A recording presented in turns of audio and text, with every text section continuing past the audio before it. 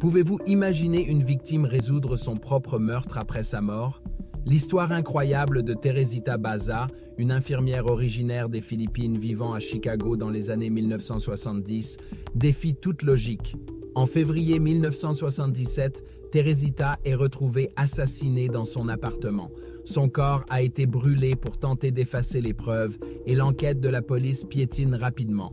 Mais quelques semaines plus tard, un événement inexplicable se produit.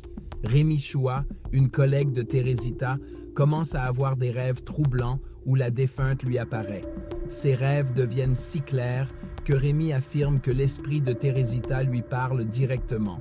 Ce n'est pas une simple hallucination. Teresita, selon Rémi, révèle des détails précis sur son meurtrier, un homme nommé Alan Showery, qui était un collègue à l'hôpital. Guidé par ses visions, Rémi transmet l'information à la police. Les enquêteurs, bien que sceptiques, suivent cette piste.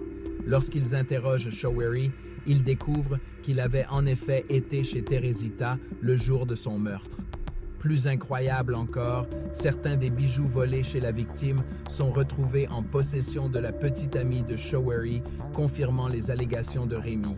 Grâce à ces éléments, Alan Showery est arrêté et condamné pour le meurtre de Teresita Baza.